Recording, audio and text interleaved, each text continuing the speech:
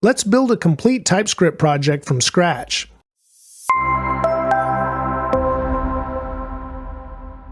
Hello and welcome. I'm Dave.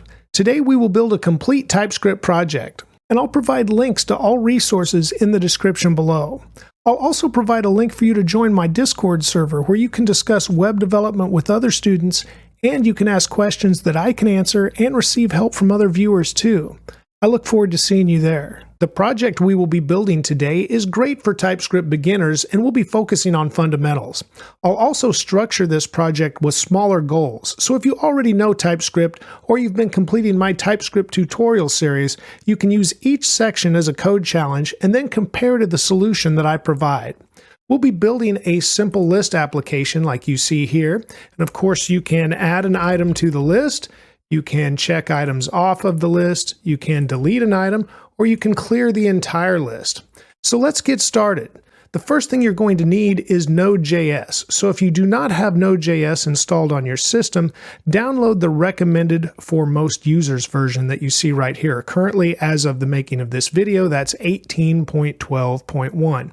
After you install that, go ahead and open up VS Code to an empty folder. I have VS Code open. My folder is not completely empty because it contains my TypeScript series. And this is actually going to be lesson 11 when we create this, because lesson 10 did not have a folder with code. It was just an introduction to Vite, which we're going to use today. So now that we have installed Node, let's press Control and the backtick to open a terminal window. And just to verify, type node-v and you can see what version of Node that you have installed. After that, we're going to use Vite to set up our project. And Node comes with npm, which stands for Node Package Manager. And that's why we needed to install Node. And we're going to use npm now. So I'll type npm create Vite, which is Vite, at latest, and press enter. I'm also going to click the arrow over here to take the terminal to the full window now. And we need a project name. You could name it whatever you want to, list project, TypeScript project. I'm going to name this lesson 11 just to fit in with my TypeScript series as you see the other folders over here in the file tree.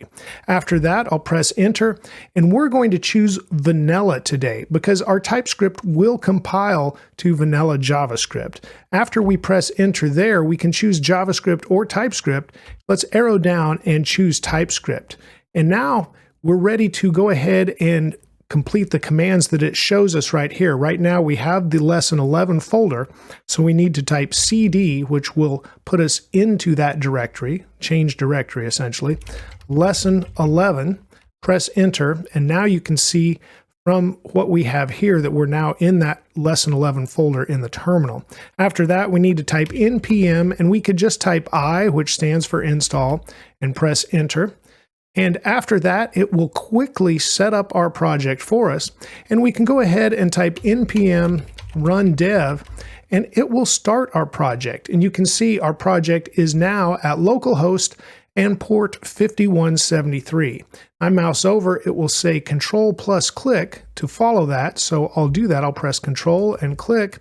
And we've now opened our project in the browser. I'm going to drag the browser to the right of the screen, and on the left we have VS Code, and once I click that it will take up the entire window again, which is fine for now. I'll go ahead and close the terminal window, and I'm going to open that lesson 11 folder that I created. So I'm going to choose open folder, and then go into my TypeScript series, choose lesson 11, and open that folder just so we're right inside of the folder that we'll be working in for our project. And you can see Vite has provided basically everything we need. We have a tsconfig file already that is configured the way we will use it today. We have the package.json file that has our scripts. You could rename your project here if you want to. Vite names this exactly what you named the project when you fired it up with Vite in the first place. After that, we have the index.html file here, and there's a getignore file. Inside of the source directory, we have the counter that runs on that startup page when Vite creates a project, so we can delete that counter ts file. We have a style.css file as well as our main.ts file, and we're going to create a folder in here named CSS. And then let's just move this style.css into that CSS directory. After that, we can delete the SVG for TypeScript. We'll go ahead and keep the vite-env.d.ts file. We won't really use it today, but it's a good habit to always keep that in there. If you need it, that's where you would put the types for different environment variables that you might create. After that, inside of the public directory, there is another Vite SVG, and we can delete that as well. Our focus today will be the TypeScript that we write, so I want to just highlight the index.html file right now, and I'm going to provide the HTML for the project. So Control-A to select all of that, and Control-V will paste it in. You can see I have commented out some list items here. They are examples of what we will generate with our TypeScript. However, they're commented out for now, but we can see those if you want to reference those when we're talking about creating these dynamically. And all of this code, the HTML, the CSS, will be available in the course resources for lesson 11. So if you follow that link in the description of the video, you will find all of this where you could just copy the code and paste it in. It is some basic HTML for that list. So I will save this in place, and I'm also going to change out all of that style.css content. So Control-A to select that, and I'll just paste it in here as well. So we have the styles for our list. So this will let us focus on the TypeScript today, but again, if you want that starter code, you can get that from the resources linked to in the description for this video. Now in the main.ts file, note we're importing the CSS, and that's how Vite does this. So what we're going to do now is just provide that extra directory, CSS /, so we have import./css/style.css. Besides that, we're not going to use any of this default code that we have in the main.ts, so we can delete all of that as well and Control-S to save. We will start today by creating a data model for the list items. So that will be inside of the source directory as well. I'm going to create another directory here. I'm going to name this directory model. Inside of this model directory, I'll create a new file, and it's going to be named ListItem with capital L and capital I .ts. Now inside of this, I'll help you get started before I issue the challenge. We're going to create an interface. So I'll say export interface, and this will be an item. An item should have an ID, which would be a string. We'll have an item, which is the description, and that is a string. And then it will have a checked status, which is a Boolean. So now that we have this interface, we're going to create a class. I'll Control-S to save what we have here. And for the class, we'll say export default, because this will be the default export from this file, and class, and then list item. Now let's implement our item that we created above. Now, here's the challenge. We need to create this class with an ID, an item, and checked. However, the ID, item, and checked refer to the getters and setters. When you actually have the state of this class, it will be with an underscore like this for each one of these. So you'd have an underscore ID, underscore item, and underscore checked. They will be passed into the constructor as private. And so go ahead and set that up if you can. This is where we'll pause, and I'll let you go forward with the challenge, and then I'll come back and provide my solution. Okay, I'm back, and I hope you did well, but let's check this out. And it's a little tricky, but I think after you see it the first time, you will understand how it works. So we have our constructor, and here we're going to pass in these different parameters. So I'll say private, and here's the underscore ID, and this would be a string, and I'm going to give it a default value of an empty string. After that, I'll have private, and then underscore item, and it's also going to be a string, and I'll give it a default value of an empty string.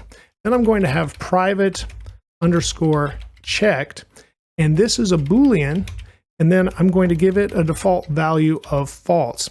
Now after that, we need the curly braces, but we do not have to have any assignment here because we have provided these inside of the constructor. So since we have provided these here, we do not have to have the assignments inside of the curly brace. Although if you do, it's not illegal syntax, it just doubles it up when it is compiled to JavaScript. So you actually have two assignments. That's kind of weird, and it's just a little different than JavaScript. but that's how it looks. Now that we have that, we still need to implement our interface with all of the getters and setters. So I'll come down here and create a get ID. Now, TypeScript is smart enough to know we're referring to a getter and setter when we say ID. So we didn't have to have this indicated as a method up here because it is a getter. After that, we'll have this is a string, and this is going to return this dot underscore ID. Now that we've done that, notice our squiggly went away from the underscore ID here in the constructor as well. So that is our getter for ID. Now let's create the setter. So we'll use the set keyword, and we'll have ID. And then inside of this, it will receive an ID, which is a string. And then we'll say this dot underscore ID equals ID. And we can save. And I really don't need that semicolon there. So now we have a getter and a setter for ID. So if you were confused up to this point, this is a good place to stop. And you can go ahead and implement the getter and setter for both item and checked. Okay, I'm back, and we're going to quickly implement the getter and setter for both item and checked. I'll select both of these and then do Shift Alt and the down arrow so it copies them down. And then we can just change ID, which I will highlight here. I'm going to press Control D to select the next one, and the next one, and the next one, and of course the last two as well. Now this is item, so I will change all of this to item. Let's see if it's correct. We're going to get the item, which is a string, and we're going to return this dot underscore item. Here we're going to set the item, and it receives the item, and then this dot underscore item is equal to item. So yes, that is correct. Let's do that again. I'll just highlight both of these, Shift Alt and the down arrow, and now we need to change item to checked. So I'm going to select that one, and then Control D to select all of the other occurrences, and switch this word to checked. And we should be good, but let's make sure. It looks like something is not right. And that's correct, because checked is not a string, it's a Boolean. So we need to switch where we indicated it was a string in both of these. So I'll switch that to Boolean, and now everything looks good. So congratulations, you have completed the first challenge in this project, and that is to create a model for our list item. So we can save this, and now we're ready to move on to the next challenge, and we'll create another model for our full list. So here inside of the model directory, we'll create another file. I'm going to name this FullList with a capital F and a capital L .ts. To start this file, we need to import our list item that we have created before. So we'll say from, that is /list_item. After that, I'll create another interface. And much like the last one, this is going to refer to a getter for our list, but then it's also going to have methods for the list. So inside of this interface, we'll see a list, which now we can refer to as a list item that we imported, but it's going to be an array of list items. After that, this will have a load method, and the void will be the return. It doesn't really return anything. It's just going to load that list. And then we'll also be able to save the list, and that will be a void as well. We'll clear the list, and you might see the pattern here. It's a void, which often happens when you're working with the DOM. You're doing something to the document object model, and you're not really returning something from the function. After that, we're going to have an add item method. When we would add a new item, it will receive an item object, and this will be a list item that it receives. And this function will also return void. And then we'll remove item. I said remote item. It will be remove item. And this will receive an ID for which item to remove. So that will be a string. And it will also return void. So those are the methods as well as the one getter that are defined here with the interface. So I'll save this. And now let's create this class. So we'll have export default class FullList, which implements our list. Now, inside of this class, we're going to have a constructor that's going to receive a list, which will also be private. So that should remind you of the list item that we created. Other than that, the list will have a getter, and then we'll have all of these different methods for loading, saving, clearing, adding an item, and removing an item from the list. If you're up to the full challenge, this is a great place to pause and go ahead and create the class or the parts of it that you know how to, and then we'll come back and compare to my solution. Okay, I'm back. Let's begin creating this class and you compare your work to my solution. I'm going to have a constructor, and then this constructor is going to receive a private underscore list. Remember the underscores from when we created our list item. And this list is going to be an array of list items, and we're going to have a default value of an empty array. After that, we need to once again put the curly braces, but we do not need to put anything inside of them.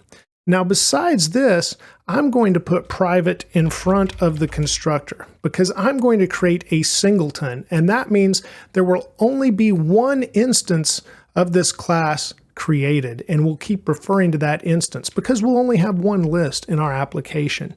So to do that, I put private in front of the constructor, then I'm going to say static, and then I'm going to call this the instance, and it will be a full list, and we need to refer to the class name when this is static. So we'll have full list, and this is going to equal a new full list. So we're instantiating this right here, and we'll always be able to refer to that as the instance of our class. Now, I know I didn't mention that before, so if you didn't have that in your solution, it's okay. It's just something that we can do because we know we're only going to have one list for our application. Okay, underneath this, let's go ahead and create the getter for the list. So we'll say get list, and now we'll put the operators, and after that, this will be an array of list items. And then we'll say inside of this getter, we'll just have return this dot underscore list. Now, if we refer back to our interface, we can see we need to create load, save, clear list, add item, and remove item methods for our class. So I'm going to skip to save, and we'll go down the list and come back to load because it's the largest method. It has a little more logic in it. So let's make the easier ones first. So we'll start off with the save method, and it returns void. And then inside of the save method, we'll say local storage, which is where we're going to save our list so it persists even if we refresh the page. We'll say set item. Let's just call this my list. And then we'll say JSON.stringify, and we'll stringify this dot underscore list. And that will save the list to our local storage. So then we can later on load it with our load method when we come back and create that. Next, let's create the clear list method. And this is also going to return void. And then we'll say this dot underscore list is equal to an empty array. So that will clear out the list. And then we'll call another method, this dot save. So we'll make sure we're writing over anything we have in local storage as well, so the old list items don't reload because we wanted to clear those. Now I'm going to scroll up for a little more room, and underneath clear list, let's create our add item method, which is going to receive an item object, which will be a list item as we've imported above, so we can use that. And then we'll say this dot underscore list dot push, and we'll push in the item object that we receive. And after that, we'll just say this dot save once again, so we have saved our list with the new item added. After that, let's create the remove item. So once again, spell remove item correctly. It will receive an ID, which is a string, and it will return void as well. And then inside of our remove item method, we'll say this dot underscore list equals this dot underscore list dot filter, and we'll filter the items in the list, and then we'll have an item dot ID, and we'll keep everything that does not equal the ID that we receive in this method. And then we'll call this dot save once again. So after we have removed that item, we'll save the list. Let's now scroll back up, and we'll create our load method here right above the save method. So we'll start off with load, and after that it will return void. Now we have several steps to take inside of this method, so I'll start it here at the top. First, let's start by defining our stored list, and this will be a union type of either string or it could possibly be null. We'll set that equal to local storage dot get item, and remember we named our list my list in the local storage. So that's what we need to retrieve. Now let's put in a type guard. So we'll say if type of stored list is not equal to string, which is what we expect to get from the local storage, because remember we stringify it right here. If that is the case, then we're just going to return, because we do not want to go any further if it's not what we expected. Otherwise, let's define a parsed list, because we are going to parse it. Now this needs its own type defined right here. And this is because, remember, we're using the underscores, and that's what will be saved. If we go back to our list item and look at our interface here, it doesn't have the underscores here, so we couldn't export item and use that. So we'll just create a type that looks a lot like it, except it will have the underscores. So here I'm going to put a curly brace and have an underscore ID, which is a string, and then have an underscore item, which is a string, and then we'll also have an underscore checked, which is a Boolean. And now we needed to provide that type, and this will also be inside of an array, and we'll set this equal to JSON.parse, and we're going to parse the stored list that we retrieved above. Now I'm looking at, why do I have this extra curly brace right here? Oh, it's from the load. I just want to put that down on an extra line. Let me go ahead and save so we get some formatting here. So we've got parsed list defined, and here we're providing the type, which is essentially like our item type, except they have the underscores. And after that, we're saying, hey, that's going to be an array of that type of object, and then we'll have JSON parse here to get the stored list, because that's what we should have retrieved from our local storage. So now let's use that parsed list. We'll say parsed list, and then we'll call for each. This will be for each item object in the array. And now we've got a few lines here. So I'll say const, and now we'll have new list item is going to equal new list item, and here is where we pass in everything that the list item receives when it's created. So we have our item object dot underscore ID, item object, once again, dot underscore item, and finally item object dot underscore checked. And I need to press Alt Z to get this code to wrap correctly. Okay, once we have created our new item, let's now use our full list dot instance. And notice I'm referring to it as full list because we used static up here when we created this. So I'm referring to our instance of the list. I'm going to say full list dot instance and then dot add item. So I'm calling the method, and I'm passing in the new list item.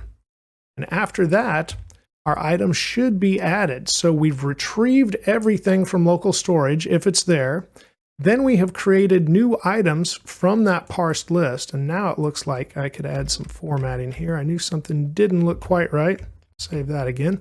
And then we're going through that parsed list, and we're creating a new list item for each one that was stringified and saved into local storage, and we're populating our list again. So that is what the load method is. Okay, congratulations. We have completed our model. We've created a list item class and a full list class that is a singleton, and we have populated them with data and methods as needed. Now we're ready to move on to our templates. So we'll only have one, but I'm going to create a directory, and I don't want it inside the model directory. I want it inside the source directory. So I'll create a directory here named templates. And inside the templates directory, we'll create one file, and this is going to be named ListTemplate.ts. We'll start our list template by importing our full list. So we'll say import full list, and it comes from the model full list. After that, let's create an interface, and this will be called DOM list. Inside this interface, we'll have a UL, and this will be an HTML uList element, as we see there. So an unordered list element. After that, this will have two methods. One will be clear, which will clear out the list. That will return void. And the other will be render. And render will receive our full list. And we'll just name that full list with camel case, but it will be the full list type. There we go. And it will also return void. So this is once again a good place for me to stop. You can go ahead and create a class named ListTemplate, make it the export default, make it implement the DOM list interface, make it a singleton, so we only need this one template for the entire app. We created a singleton with our full list class as well. And then remember, the clear method should just clear out all of the HTML inside of the unordered list. And the render method should render the full list. And if you want a guide for how to render that list, you can look at the HTML. And inside the HTML, remember, I commented out those list items. And this is what the render method actually needs to create, is a list item element for every item that is added to the list. So you could compare that. So I'm going to stop now and I'll come back and we can compare notes. Okay, I'm back. I hope you did well. Let's go ahead and create this template. We'll say export default class, and this is our list template, and it implements our DOM list interface that we created above. Now inside of this, we'll go ahead and have another constructor, and this will also be a private constructor. As I said, this is going to be a singleton too. And now inside this constructor, we'll go ahead and say this.ul equals document.getElementById, and the ID is list items that we should be able to see over in the DOM. And now we can go ahead and use an assertion here and say as HTML uListElement. There we go. So after we have done that, let's go ahead and make sure we got the right ID for list items, because you would have had to have looked inside of the index.html to see what I named that unordered list, and it does have the ID of list items. Okay, back in our list template, you can see TypeScript doesn't like this. We did not pass this in as a parameter. We absolutely assigned it here inside of the constructor. So when I mouse over, it's going to say UL does not exist on type list template. So we also need to put that above, since we did not pass this in as a parameter. And we can say UL is going to be a type uListElement.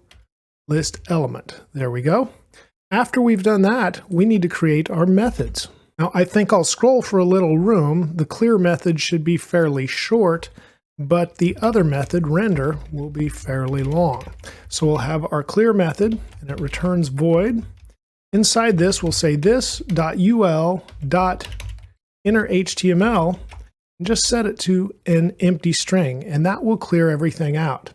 So that clears out the list on the DOM. We do not need to save that to local storage. It's not data, it's just the display. So that's what this template is about. Now for our render method. It's going to receive the full list, which is the full list type from our class. We can use that as a type. So now we'll have returns void, and we need to handle everything inside of here. So the first thing we're going to do before we render the list is clear what we already have so we don't duplicate the list. After that, we'll say full list dot list, which I know is a little strange, but it does have that list data inside of our full list instance. And then we'll say dot for each, and this would be for each item. Now we need to go through each item in our full list and create a list element and everything else about that list element. So let's look back here inside of our HTML where we had commented this out, and you can see we have the list item, or list item element, I should say, and it has a class of item. And then inside of it, it has an input type, which is a checkbox, and it gets assigned an ID and a tab index. There's also a label for, it's linked, of course, with the for to the checkbox, which has an ID of 1. So for says 1 here. It has the description inside of the label as well. So we need to create all of that for each one of these. So let's scroll this up so we have some more room to work with. And we'll start out in our for each loop by creating the list item itself as the parent element. So I'll say const li is going to equal document.create element, and we're going to create an li element. And then we can use an assertion as HTML li element. After that, we'll say li.className. This is going to equal item. So there we're complete with the list item element itself, the parent, but now we need to take care of everything that was inside of it. So let's do the checkbox first. We'll say const check equals document.create element, and this will be an input element. And then we'll say as HTML input element. There we go. And after that, I'll press return, and now we can assign some of the attributes to it. So we'll have check.type equals checkbox. We'll have check.id equals the item ID. So each check ID is unique. After that, we'll have check.tabIndex. This will all be the same for each one. We'll have check.checked equal to item.checked. Remember, that's a Boolean. And then we'll have li.append, and we pass in the check. So we are appending our checkbox to the list item. Now you might be wondering here, as I referred to item.id and item.checked, why I didn't refer to the underscore. That's because I'm using the getters and setters here. When I refer to item ID, I'm using the getter to get that item ID. Same with item.checked. Now, while we've appended the checkbox to the list item, we didn't put an event listener on there yet. So we also need to do that. So we'll say check.add event listener, and we're going to listen for the change event. After that, we'll have our anonymous function. And when this is changed, we'll say item.checked is going to equal the opposite of item.checked.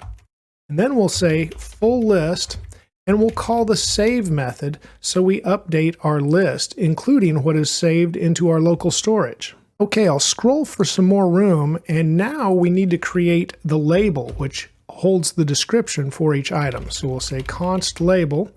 This will be equal to document.create element, and then we'll create a label, and we'll say as HTML label element. After that, let's go ahead and use that label. So we'll say label.html4, and this will be equal to the item.id, and then we'll have label.textContent, and we'll set this equal to item.item. If you remember, item is what holds the description. And then we'll say li.append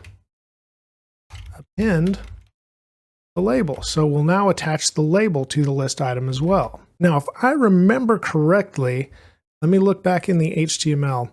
I actually didn't have the button in here. I have the checkbox and the label. I didn't put the button in the sample here for the deletion. So if we wanted to delete an item, but we do have a delete button now in the demo. So let's go ahead and create that as well.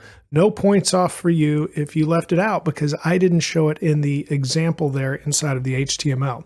So let's create this button now though. So we'll say const button going to equal document.create element, and this will be a button element, and we'll say as HTML button element. And I'm going to press Alt-Z so this can wrap down as well. After we've created that, let's say button.className, and we'll set this equal to button, as there is a button class in the CSS. Say button.textContent, we can spell content, is going to equal a capital X, and then we'll just append this to the list as well. I typed the LI there. This needs to be button. There we go. After we do that, this button also needs an add event listener. So we'll say button.add event listener. We're listening now for a click event. There we go. And this anonymous function will handle several things. So we'll say FullList is going to remove item. We'll call that method. Pass in the item.id. We'll also say FullList.save after we do that. But if I remember right, the remove item does that, doesn't it? So let's go back and look at our FullList method for remove item. After we remove the item, it calls save right there. So we actually don't need that here. So we can remove that. So we remove the item. It will be saved with the remove item method as well. And then we'll call this.render and we'll pass in the full list. So yes, we're in the render method and we'll actually call the render method with this. It doesn't create this endless loop though, because this is an add event listener. It doesn't happen until that button is clicked. And then we remove the item from the data and then we render the list without the item. So that's all there is to it. So we're almost finished. We've created all of this, including that list item. And we need to scroll back up and we see the full list here. This is FullList.list.forEachItem. And as we go through, we create the list item, but it also needs to be added to the unordered list, which is the parent of the entire list. So now we'll say this.ul.append,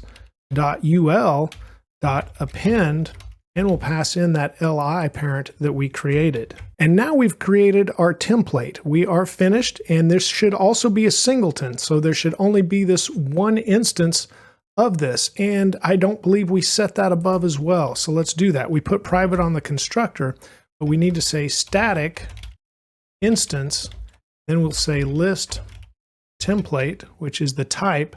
We'll set this equal to a new list template right here. So now we have made this a singleton by the instance. And when we refer to these singletons, it would be like ListTemplate.instance.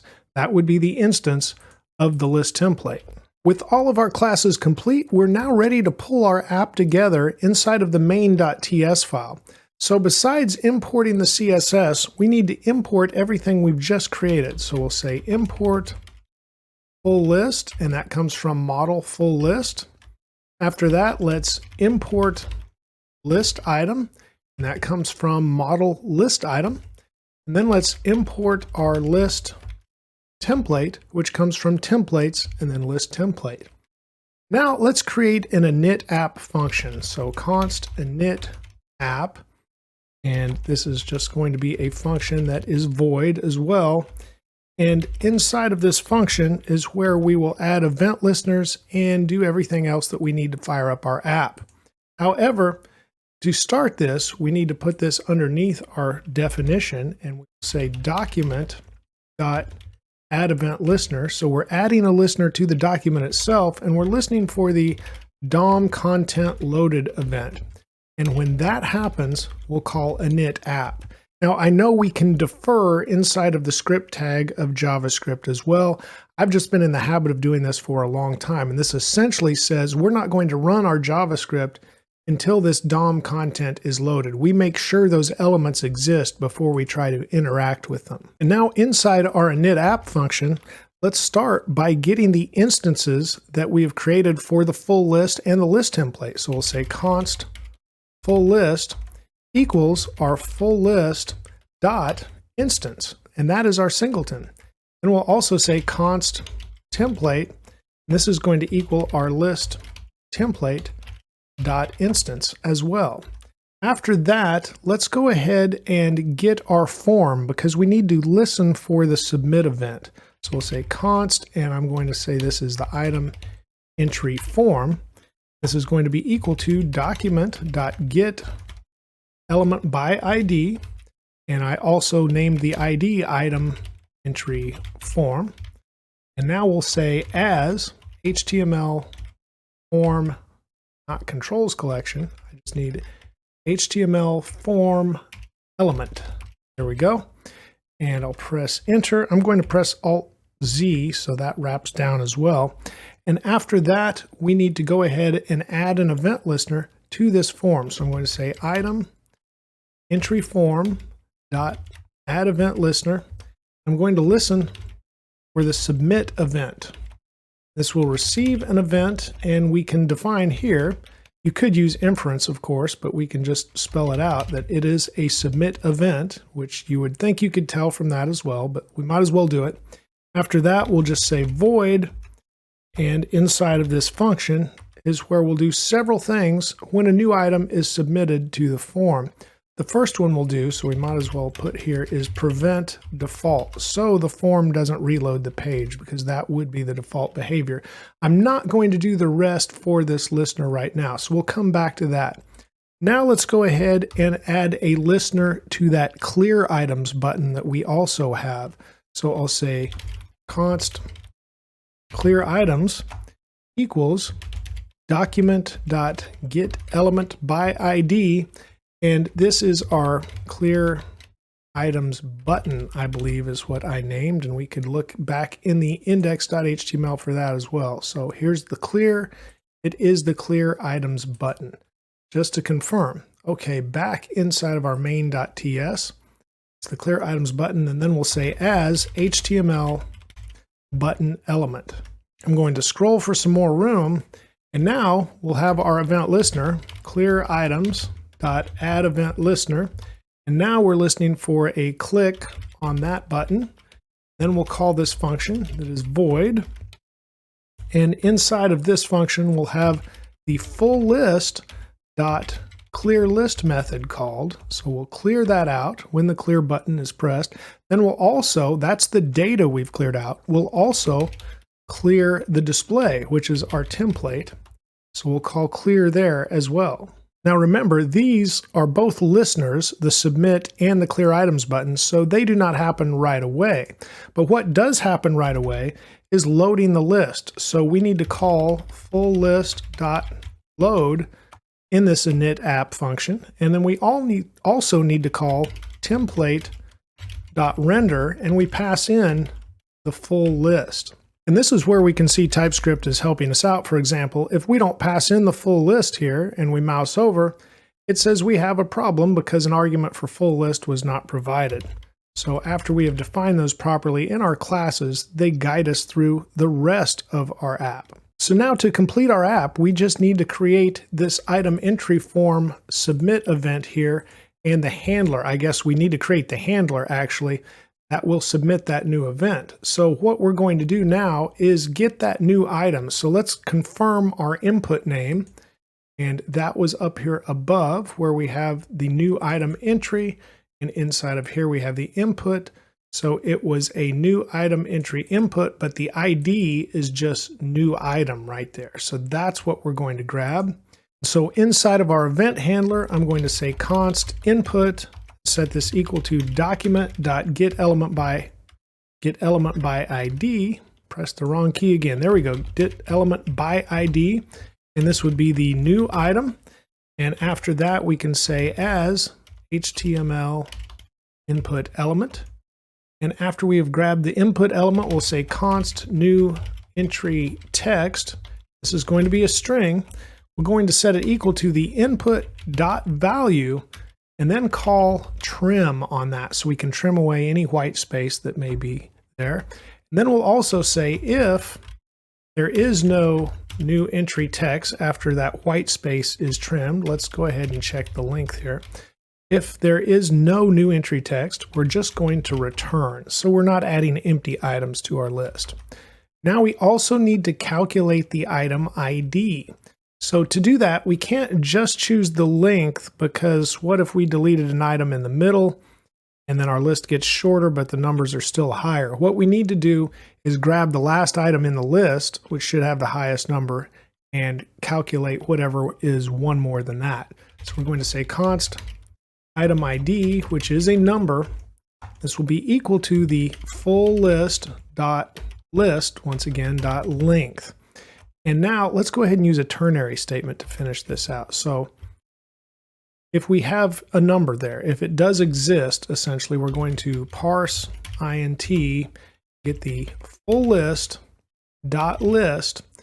Now we're getting the length, essentially the last item. So I'm going to say FullList.list.length -1. And notice how I'm using the brackets, so I'm accessing that element of the array. And then I'm going to say .id to get that specific value from that item object. And now I also need to say +1. But if it doesn't exist, we're just going to make it item number 1. So that's how we'll calculate that. After we have the item ID, we'll say const new item. This is going to be equal to a new list item that is created. So we need to pass in the item ID, then say toString, call the toString method, because they should be strings, and we did have a number before when we were calculating that. And we'll also have the new entry text. And remember, there was a checked value, but it's not required. We had default values there inside of the constructor back here in the list item. So we don't have to pass in that checked value. We do need an ID and a string because we'd prefer not to, or an ID and an item because we'd prefer not to have those empty strings that we provided there. Okay, so we pass in the ID and that item description. After that, we need to add the item to the list. So we'll say FullList .add item, and we'll pass in our new item that was created. And then we need to render the list after we add that item. So we'll say template.render. We'll pass in that full list once again. And now we should be complete. So just to review, we start with our init app function, and we get the instance of the full list and the list template. We put a listener on our item form when a new item is added. That's the submit event, and that's what we just completed there. We also have the clear items button, and we have a listener for that when it's clicked. And of course, also inside of our init app function, we need to load the list and render the list at the beginning when the app is first launched. So that is completed now. Congratulations, we've worked all the way through it. Let's cross our fingers and see if it all works. And if you remember in the package.json, we have dev here, which we can run. So let's just do npm run dev. We'll control and backtick. And let's see if it's going to work. It looks like it's on localhost 5173. I will control click, and we have launched our application. Let's go ahead and add something like buy milk, and it adds to our list. Let's add something else. So I'll just say, hey, and we've got something else added to the list. Can we check it? Yes, it applies those correctly. Can we delete something from the list? Yes, we can. Let's add something else. One more hey maybe. Now let's clear the entire list. That also works. Does our button work as well if we say hey and we click over here to add? It also works because it also submits the form up above. So everything is working as expected. And I should add one more list item, and that is congratulations on completing the full TypeScript project. Remember to keep striving for progress over perfection, and a little progress every day will go a very long way. Please give this video a like if it's helped you, and thank you for watching and subscribing. You're helping my channel grow. Have a great day, and let's write more code together very soon.